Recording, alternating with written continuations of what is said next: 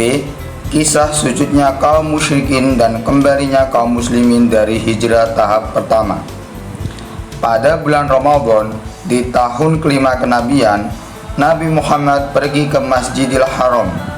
Ketika itu, ada banyak kaum Quraisy dan para pembesarnya yang berada di sana. Nabi Muhammad kemudian berdiri di tengah mereka sembari melantunkan Al-Quran surat An-Najm tanpa sepengetahuan mereka.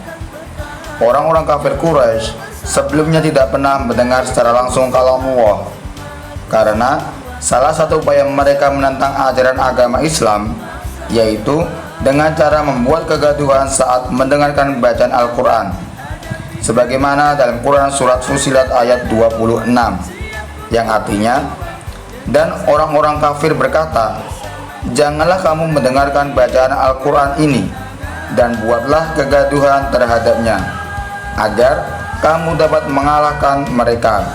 Quran surat Fussilat ayat 26.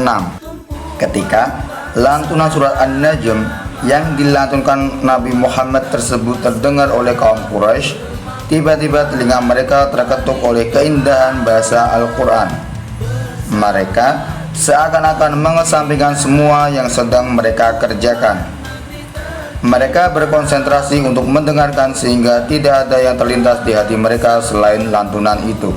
Sampailah Nabi Muhammad pada akhir surat An-Najm. Ketukan yang membawa hati seakan terbang melayang. Beliau membacakan ayat terakhir surat An-Najm yang berbunyi, maka bersujudlah kepada Allah dan sembahlah Dia. Kemudian Nabi Muhammad bersujud. Melihat pemandangan tersebut, tidak seorang pun yang dapat menahan diri untuk tidak ikut bersujud, sehingga mereka pun bersujud bersama beliau.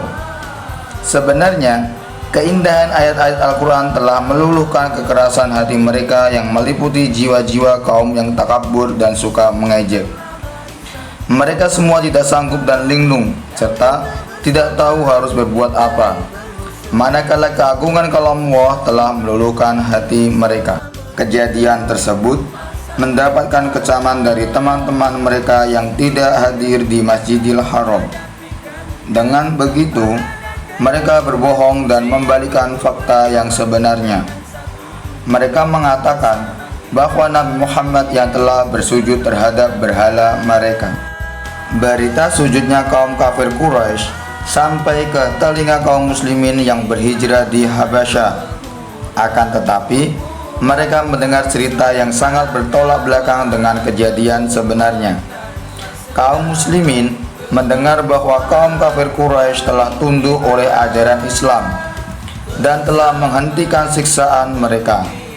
Oleh karena itu, mereka pun kembali ke Mekah pada bulan Syawal di tahun yang sama. Namun, ketika mereka berada di tempat yang tidak jauh dari Mekah, akhirnya mereka mengetahui kebenarannya. Sebagian dari mereka ada yang kembali lagi ke Habasyah, dan ada pula yang tetap melanjutkan perjalanan kembali ke Mekah secara diam-diam. Beberapa orang yang kembali ke Mekah inilah yang membawa banyak kaum muslimin untuk hijrah ke Habasyah yang kedua kalinya.